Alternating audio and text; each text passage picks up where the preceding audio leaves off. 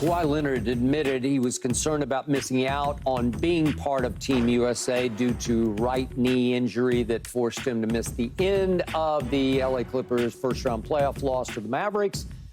But Kawhi said after his knee improved in recent weeks, he determined he was able to take part. He said, "I took the time and I was able to turn around over the last 2 weeks. So I'm out here now, and yeah, I'm having a good time."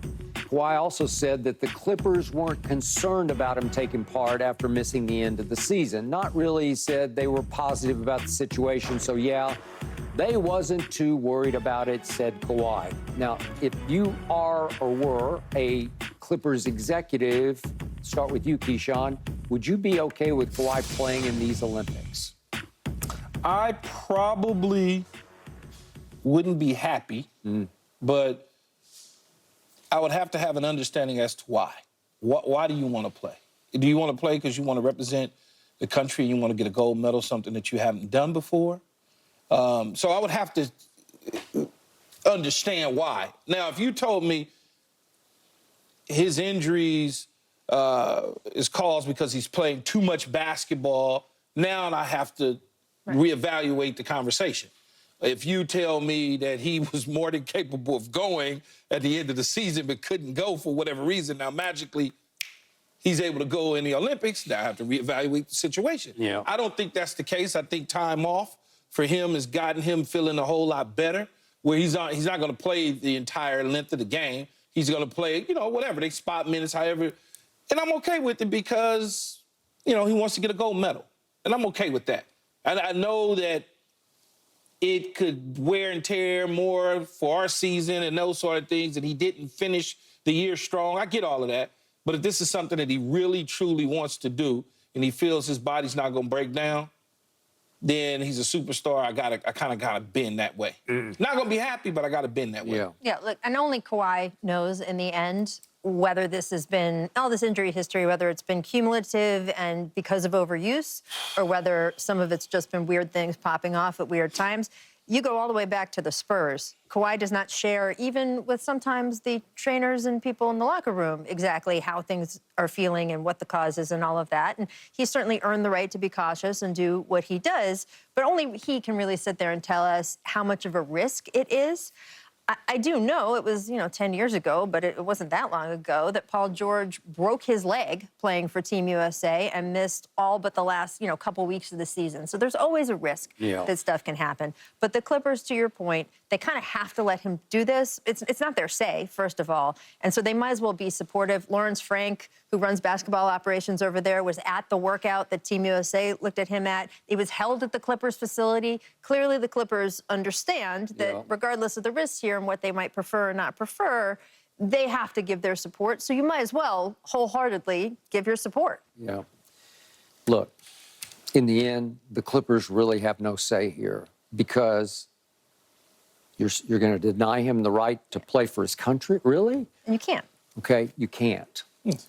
But if I were one of those executives, I would not be happy with this because Kawhi's tenure with the Clippers has been pretty disastrous from start to finish. After that shocking night, we had an earthquake here in Southern California, and then a second earthquake about an hour later when Kawhi, wait, he's not a Laker, he's a Clipper? I thought it was a joke when I first saw it.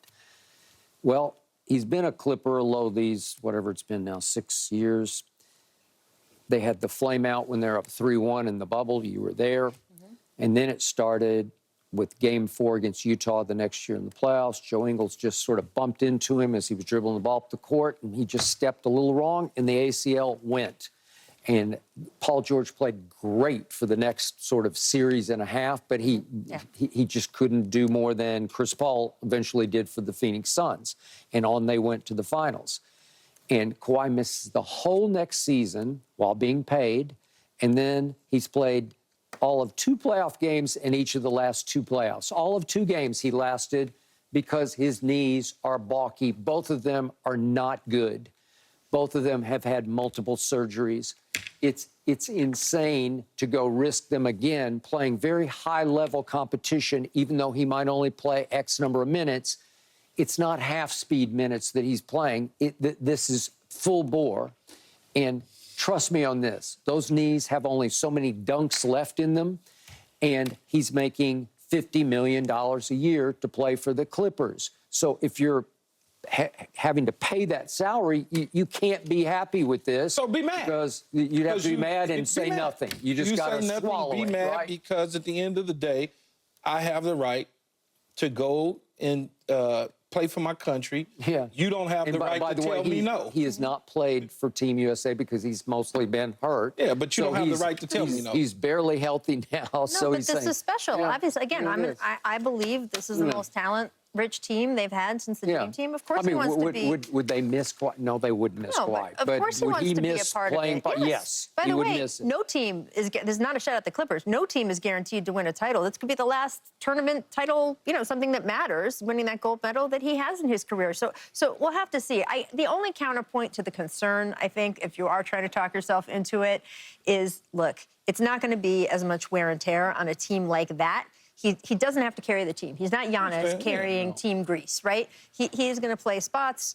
If it feels like his knee isn't feeling great, he can sit out for a game or two. So he doesn't have to do that. The travel is different than it is during an NBA season. They're going to have to take a train up and down for a little bit, but in general, they're not flying places. Yeah. There's no back-to-backs. Right. It's a little, again, you can have freak things like Paul George, but it's a little more low risk than Kawhi is so star-crossed that he has freaky little things happen to his knees because there was a stretch this year. He played great. Yes. He looked dominant over like a 30-game stretch as they looked dominant. And then one night, I was watching the game, they're playing at Orlando. It's just like, just this game in Orlando. I don't know what happened. He finished the game, and then he says, my knee's swelling. It is? Well, because they're creaky. They're hanging on at best on both sides. And that was it. That was pretty much the end of him the rest of the year. And he tried to play and looked like a shell of himself in the 2 playoff games that he played against Dallas. And they wound up losing in 6.